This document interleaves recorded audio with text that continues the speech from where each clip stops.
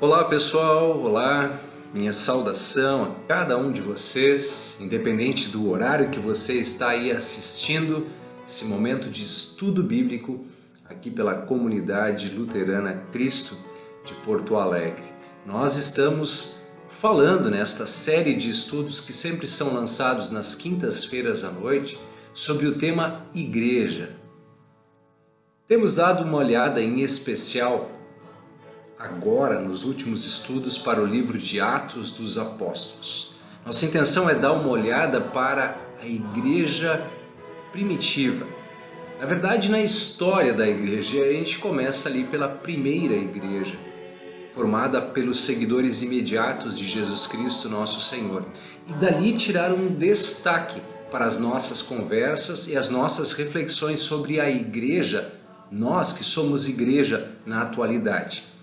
E esse tema nasceu aí dentro deste ano festivo, digamos assim, para a comunidade luterana Cristo, para a Igreja Evangélica Luterana Cristo, que comemora neste ano 120 anos de fundação. Então, analisando a nossa história, nos revendo, olhando para trás e olhando para frente na perspectiva da Palavra de Deus.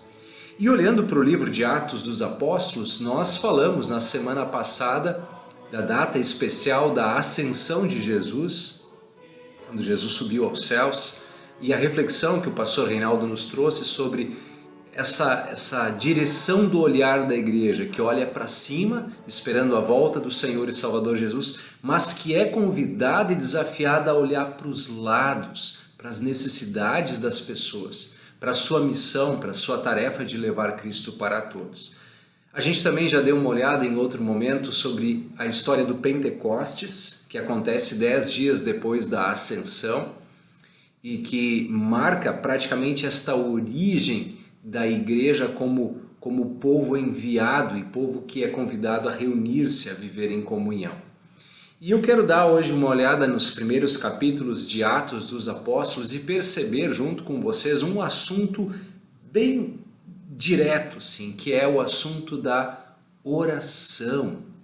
Perceber o quanto na primeira igreja este assunto que Jesus tanto ensinou e enfatizou, como esse assunto foi praticado, foi vivenciado e como este assunto, esta prática, o dom da oração deve permear e seguir toda a história da igreja, também a nossa história como igreja do Senhor Jesus, tá? Então essa é a nossa intenção nessa conversa, nesse vídeo, nesse momento aí. Perceber o assunto oração inicialmente nos primeiros capítulos de Atos dos Apóstolos, na igreja primitiva e também em outras circunstâncias da Bíblia, das citações de Jesus e do convite para vivermos de fato uma vida de oração. Aliás, que assunto, né? A oração. Costumo dizer que é um assunto bem simples, mas muito profundo e sempre prático, porque há muitas coisas que procuram impedir essa nossa comunicação com o Pai. Inclusive a nossa própria incredulidade. Orar tem a ver com confiança, com de fato entregar-se ao nosso Senhor, né? O Salmo 37:5 que diz: entrega o teu caminho ao Senhor, é um salmo que tem muito a ver com a oração. Tem muitos hinos do inário luterano que destacam o tema oração. Então tem um também aqui de um cancioneiro luterano, que é a canção Buscai Primeiro o Reino de Deus, que ela também lembra aquele versículo: pedi, pedi e dar-se-vos-á, buscai e achareis. Vou cantar um pouquinho pra gente aí no início desse nosso estudo. Buscai primeiro o reino de Deus e toda a sua justiça, e todas as coisas vos serão acrescentadas. Aleluia, aleluia.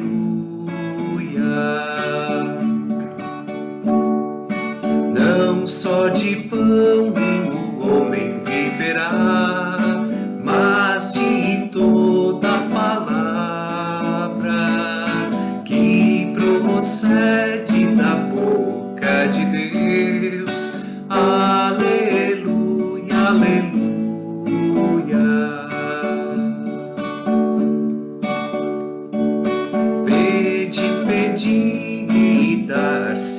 vos-á, buscai e achareis, batei, batei e abrir-se-vos-á. Aleluia, aleluia. Pois todo o que pede receberá, e o que busca encontra, e a quem bate abrir-se-lhe-á. Aleluia, aleluia.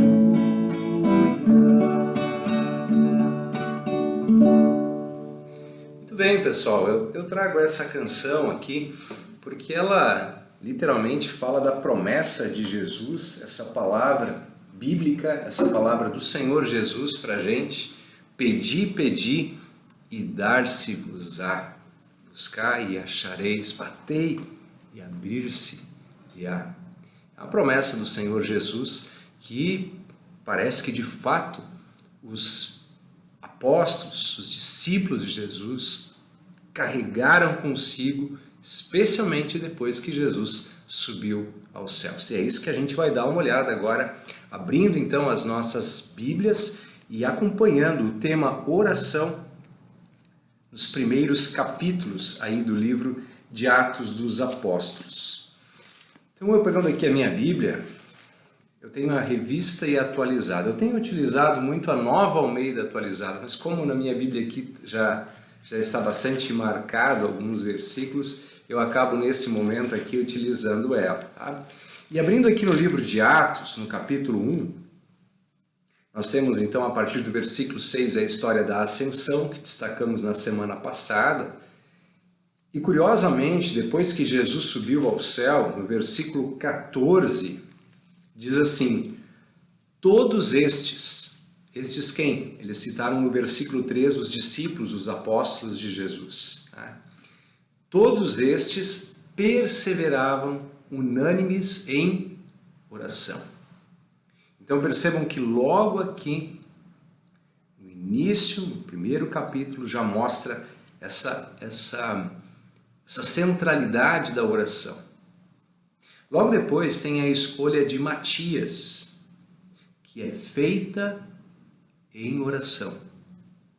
Quando se escolhe entre os dois que estavam ali prefigurando como candidatos para o 12º lugar, né, porque Judas tinha morrido, para ocupar esse 12º lugar, então estava entre José e Matias, e fizeram uma oração para que diz assim o versículo 24, e orando disseram: Tu, Senhor, que conheces o coração de todos, revela-nos qual desses dois tens escolhido. A oração bem clara aí. Logo no capítulo 2, versículo 1 a seguir, quando começa a contar a história do Pentecostes, diz assim: ao cumprir-se o dia de Pentecostes, 50 dias após a Páscoa, estavam todos reunidos no mesmo lugar. Aqui nós não temos literalmente a expressão oração, mas nós temos essa reunião, essa comunhão, que antes foi dito que eles se reuniam para orar. Obviamente para lembrar das palavras do Senhor Jesus, mas de uma maneira muito pontual aqui para orar. Olhando aí no capítulo 2, o versículo 42, diz assim: e perseveravam na doutrina dos apóstolos. Aí ele já está falando da igreja, no jeito da igreja do Senhor Jesus, a igreja primeira viver. E perseveravam na doutrina dos apóstolos, na comunhão, no partir do pão e nas orações. Tema que eu estou abordando e estou assim sublinhando aqui nessa visão dos atos da história da igreja primeira, da igreja primitiva. Eu gosto de dizer igreja primeira porque parece que igreja primitiva, às vezes a semântica, o uso da palavra primitiva às vezes quer dizer uma coisa, né, que era atrasada, não evoluída, mas não é nada nesse sentido, é da primeira mesmo, né? Bem pelo contrário, bem próxima ao Senhor Jesus e aos seus ensinamentos. E a gente percebe então que em Atos 3 ali nós temos o momento em que há um milagre, né? Um coxo é curado por ação de Pedro, e depois isso dá luz a um discurso de Pedro, e nessa proclamação, nesse discurso, faz com que no capítulo 4 haja uma grande vivacidade na igreja. Menciona 5.000 que ouviram a palavra de Deus e aceitaram o nome do Senhor Jesus. E logo depois diz que eles são presos, exatamente, que Pedro e João são presos por causa do tumulto que havia ali acontecido. Mas eles continuavam anunciando sempre a palavra com força, com intrepidez. O versículo 23 do capítulo 4, se você está folheando a sua Bíblia, aí, Atos 4, 23, inclusive o subtítulo que tem aqui na minha Bíblia, diz assim, a igreja em oração, o nosso tema aqui, né? Diz assim, uma vez soltos, depois que eles tinham sido presos e foram soltos, procuraram os irmãos e lhes contaram quantas coisas lhes havia dito os principais sacerdotes e os anciãos. Ouvindo isso, unânimes, levantaram a voz a Deus e disseram, Tu, soberano Senhor, que fizeste o céu, a terra, o mar e tudo o que neles há, que disseste por intermédio do Espírito Santo, por boca de Davi, nosso pai, teu servo. E aí ele diz, né, eles citam aqui, nesta palavra bíblica, referindo-se ao Salmo 146, como Davi mencionou como os líderes desse mundo por vezes se levantam contra a obra de Deus. E aqui eles aplicam esta palavra, a maneira como os líderes de então tinham prendido eles. Mas eles falavam isso em oração, em louvor e oração a Deus. Agora presta atenção aqui como é que termina ali, ó, lá no versículo 29. O pedido na oração deles é assim, agora Senhor, uma oração dirigida a Deus, olha para as suas ameaças, para as ameaças que as autoridades estavam fazendo, e concede aos teus servos que anunciem com toda intrepidez a tua palavra. Enquanto estendes a mão para fazer curas, sinais e prodígios por intermédio do nome do teu santo servo Jesus. Aí termina e diz assim, versículo 31, 4:31. Tendo eles orado, tremeu o lugar onde estavam reunidos. Todos ficaram cheios do Espírito Santo e, com intrepidez, anunciavam a palavra de Deus. Aquilo que eles pediram, né, Deus nos dê força, nos dê intrepidez para anunciar a palavra, coragem, eles receberam, né, e anunciavam cada vez mais. E é interessante que esse relato aqui do livro de Atos mostra que as autoridades, as pessoas que ouviam os discípulos de Jesus falar, eles diziam, olha, esses caras estiveram com Jesus. Aí alguém pergunta, mas por quê? Porque eles são simples, são pescadores, são pessoas iletradas, e olha o jeito que eles estão falando. É interessante que eles falavam com poder, com alegria, com vivacidade, com coragem. E isso tudo também era uma resposta à oração que eles mesmos estavam fazendo diante de Deus, conforme a gente viu aqui, né? Então a gente acompanha aí esta oração intensa e contínua do povo de Deus. Na semana passada nós destacamos um pouquinho mais, não vou dizer da ação social somente, mas desse olhar para o lado, para testemunhar e cuidar, amar uns dos outros, né? E é interessante que o versículo seguinte, 4:32, diz assim, da multidão dos que creram, era um o coração e a alma. Ninguém considerava exclusivamente sua nenhuma das coisas que possuía, tudo porém lhes era comum. Com grande poder, os apóstolos davam testemunho da ressurreição do Senhor Jesus, e em todos eles havia abundante graça. Essa união e essa comunhão era muito clara aí, né? Aliás, o versículo que a gente leu lá em 2:42, ele é bem marcante sobre essa igreja, assim, que eles perseveravam na doutrina dos apóstolos, na comunhão, no partir do pão e nas orações. Ou seja, para as reflexões nossas como igreja, esse versículo é especial. No que a gente tem que perseverar? Onde a gente tem que colocar um foco? Onde que a gente tem que viver, de fato, com ênfase? Aí diz ali na doutrina dos apóstolos, na palavra de Deus como nosso fundamento, na comunhão, né? Na vida comum entre as pessoas, no amor, no partir do pão, que também é uma lembrança do sacramento, da Santa Ceia, e nas orações, uma ênfase.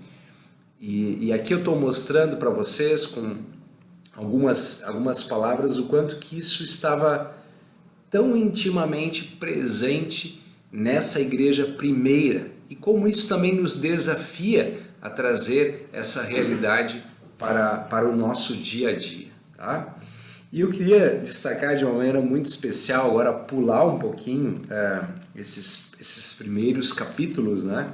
Só relembrar assim que aconteceu inicialmente ali o Pedro e o João foram presos e nós tivemos outras, digamos que perseguições, depois com o próprio Estevão sendo perseguido e morto.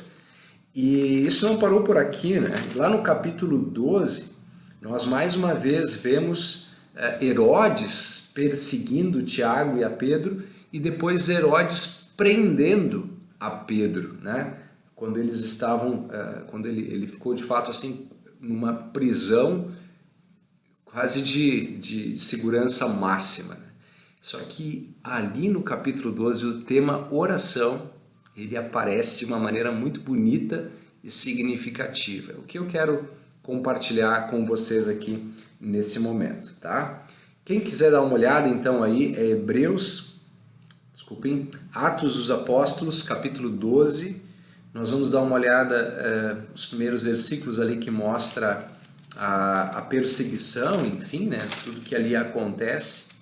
E também essa questão da oração, tá? Se você quiser pegar a sua Bíblia aí, por favor, Atos dos Apóstolos, capítulo 12. Ok? Bíblia Almeida Revista Atualizada diz assim: por aquele tempo mandou o rei Herodes prender alguns da igreja para os maltratar. Fazendo passar a fio da espada Tiago, irmão de João. A morte. Vendo ser isso agradável aos judeus, quer dizer, ele vendo que aqueles líderes judeus ficaram felizes com essa perseguição, prendendo também a Pedro, prosseguiu prendendo também a Pedro. E eram os dias dos pães asmos. Tendo feito prender, lançou-o no cárcere, entregando-o a 4 escoltas de 4 soldados cada uma para o guardarem, tencionando apresentá-lo ao povo depois da Páscoa. Percebam aqui então que pelo menos já passou um ano aqui da morte e ressurreição de Jesus, já é um novo momento em que a Páscoa dos judeus está sendo comemorada, né? Então já tem aí alguns bons dias, meses de atuação da igreja cristã. Essa perseguição então mais intensa, inclusive com a morte de Tiago. E aí vem a prisão de Pedro. É interessante que o texto bíblico narra o jeito que Pedro foi preso.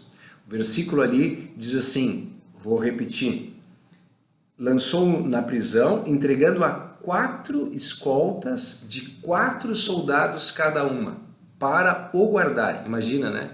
Só os soldados, o quão bem preparados já eram, tinha 4 diferentes escoltas em 4 lugares diferentes, prontos apenas vigiando, né?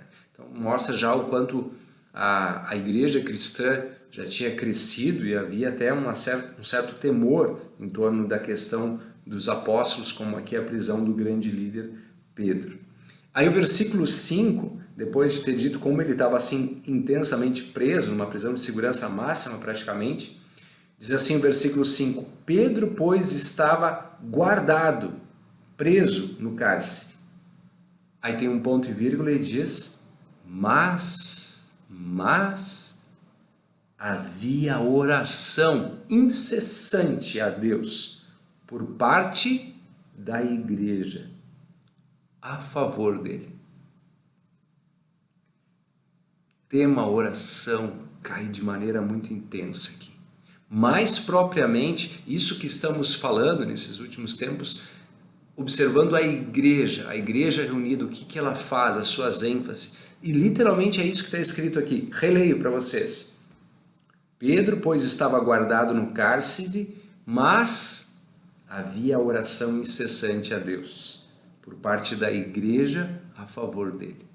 O que eu estou destacando aqui é que eu acho curioso nesse versículo é assim, ele estava preso por 1, 2, 3, 4 escoltas e cada uma das escoltas tinha 4 soldados, ou seja, ele estava terrivelmente preso, mas, aí o mas é o contraponto, mas do outro lado tinha a oração, mas a igreja orava incessantemente por Pedro. Aí o versículo 6 diz assim,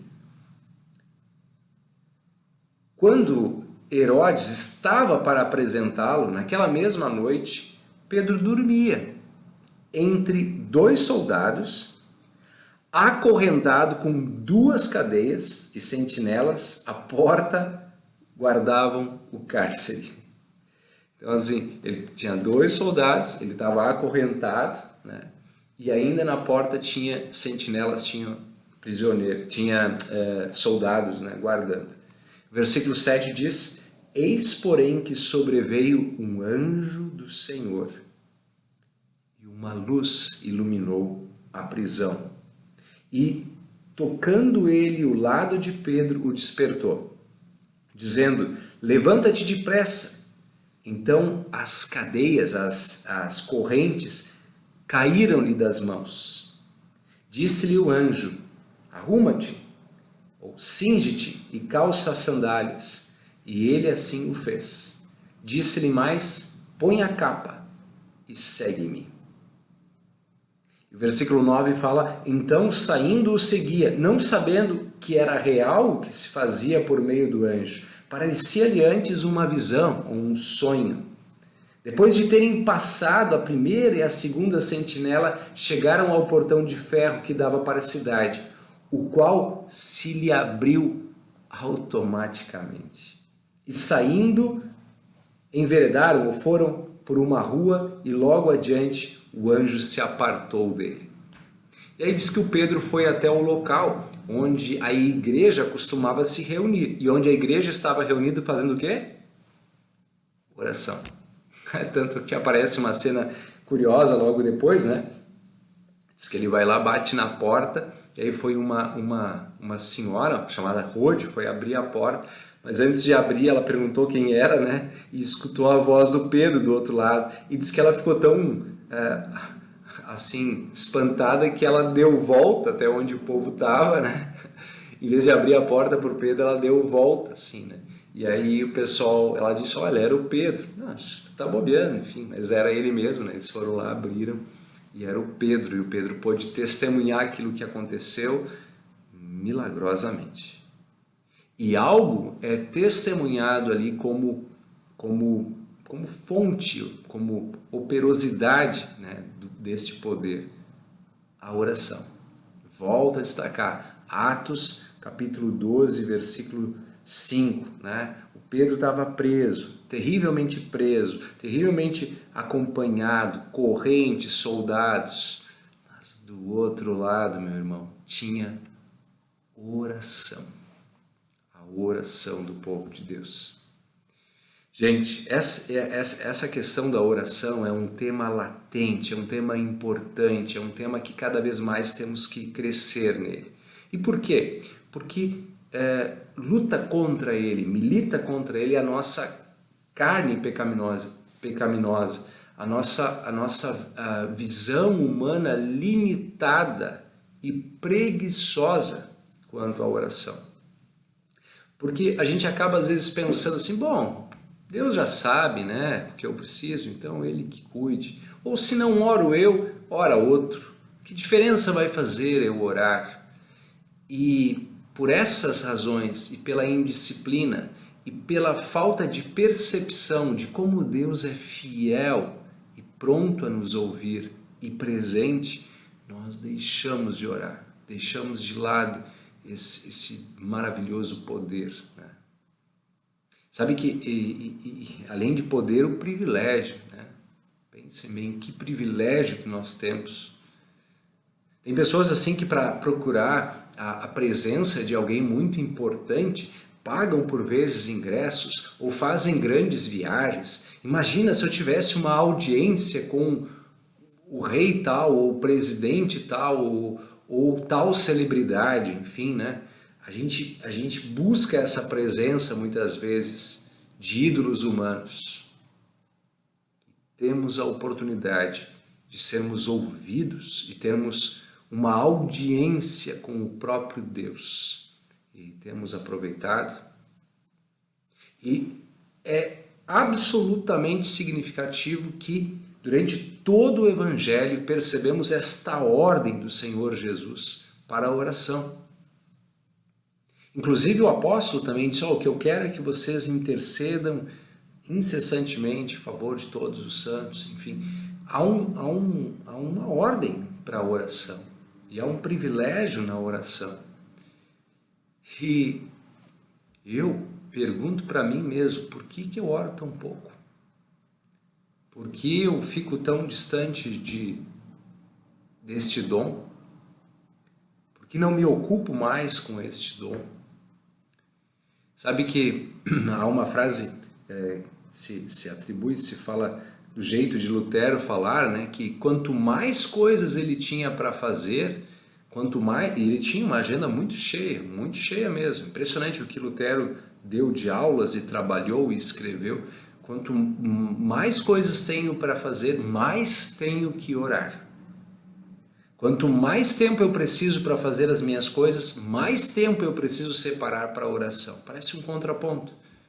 Mas ele sabia e sentia que esta comunhão com Deus lhe abastecia, lhe fortalecia, lhe derrubava as barreiras, as prisões para realizar as suas obras. E quantas vezes a gente falha nisso, gente? Na administração do tempo, deixando a oração completamente de lado, achando que tudo depende de nós, ou seja, confiando mais em nós mesmos do que na bênção de Jesus. Se todos os trabalhos são e podem ser abençoados pela oração, muito mais o trabalho da igreja. A semente da palavra de Deus precisa do poder de Deus para germinar e crescer. É Ele que faz essa obra. Pode ser que o Paulo tenha se esforçado muito, pode ser que o Apolo tenha se esforçado muito, pode ser que um ajude a semear, o outro ajude a cuidar da planta, mas é Deus quem faz o crescimento. Dele é que dependemos. Por isso, oremos. Para nós, da igreja local, a comunidade de Cristo, para você que eventualmente está acompanhando essa reflexão e pertence a uma outra comunidade, a oração comunitária traz bênção especial. Eu tenho repetido isso em alguns momentos, né? Quando se fala da igreja, até do local, como o templo, se fala em casa da oração, casa de oração.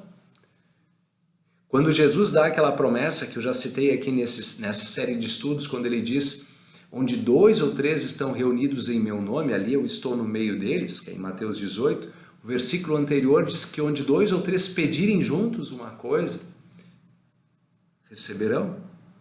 O que está implícito aqui? A oração comunitária, não a individualizada, que Jesus também nos desafia a orar em silêncio no nosso quarto, não querendo aparecer para os outros, mas esta oração comum da igreja, como na época de Pedro, que orava incessantemente pela sua liberdade, ela é trazida para a gente. Então a gente olha a história da igreja, a gente até tem dado o título aqui para essa série de história da igreja, e a gente vê importância e a diferença que a oração fez nas comunidades locais, lá na Igreja de Jerusalém, também aqui na nossa comunidade. E fica então dentro das promessas de Deus, dentro das promessas que Deus nos fez, o grande incentivo. A oração não é um meio da graça. Por vezes, talvez do jeito de falar, da operosidade da oração, da força da oração, parece que subentende que é dali que vem o poder. Não, o poder em si vem de Deus, da sua palavra, da sua proclamação. Mas há a promessa dessa palavra, de que Ele ouve e responde às nossas intercessões. E a gente tem muito a pedir para todos os momentos da nossa vida.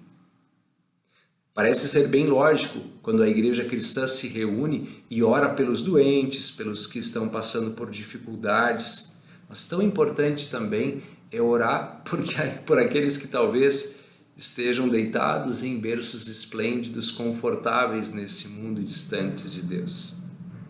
É preciso orar por aqueles que ainda não têm fé. É preciso orar por oportunidades para testemunhar. É preciso orar para que Deus use a igreja para chamar mais e mais pessoas para a salvação. Nos bons momentos, ore. Nos momentos difíceis, de dificuldade, de angústia, ore. Tenha a promessa do Salmo 50, invoca-me no dia da angústia, eu te livrarei e tu me glorificarás. E como igreja, ore e compartilhe Cristo para todos. Essas reflexões desse nosso estudo, dessa nossa vez, fica também um incentivo para você mesmo dar uma olhada na igreja primeira, a igreja primitiva, e o quanto eles perseveravam também no dom da oração. Quanto eles insistiam em continuar se reunindo num local, na igreja, fosse na casa de alguém, para orar. Orem juntos, orem com sua família, orem com sua comunidade, orem pelo mundo ao redor, orem pela paz. E eu quero concluir aqui não com um texto do livro de Atos dos Apóstolos, mas com uma carta do apóstolo Paulo, escrita aos Filipenses. Quero destacar desse texto de Filipenses o capítulo 4, que diz assim: seja a vossa moderação conhecida de todos os homens, perto está o Senhor. Não andeis ansiosos de coisa alguma, em tudo, porém, sejam conhecidas diante de Deus as vossas petições, pelas orações e pela súplica com ações de graça. Não se preocupem, não andem ansiosos, mas essas situações que trazem preocupações, tornem elas conhecidas diante de Deus. Falem para Deus, coloquem para Ele, derramem para Ele. E logo depois diz assim: e a paz de Deus, que excede todo o entendimento, guardará o vosso coração e a vossa mente em Cristo Jesus. Filipenses 4, 6 e 7. Não andeis ansiosos, não se preocupem, mas coloquem todas as razões de ansiedade e preocupação diante de Deus em oração. Façam conhecidas. E o que acontece? A paz de Deus, que excede todo o entendimento, guardará o vosso coração e a vossa mente em Cristo Jesus. Um grande incentivo para a oração individual e como temos trazido também aqui para a oração da igreja. Em oração, eu concluo esse momento de reflexão agradecendo por vocês estarem acompanhando com a gente, motivando vocês a curtirem esse vídeo, a compartilharem, a acompanharem também nesse canal outros momentos. Na quinta-feira, às 19h30, às 19 horas e 30 minutos, a gente sempre publica aqui e você pode continuar esse período de reflexão com a gente, tá? Concluo dizendo e desejando que a paz de Deus guarde o coração de vocês e a mente de vocês em união com o Senhor Jesus. E que a bênção do Senhor os acompanhe, os ilumine e os guarde hoje e sempre. Amém. Em nome do Pai, do Filho e do Espírito Santo. nosso Deus, que constantemente ouve, atende e responde às nossas orações. Até mais.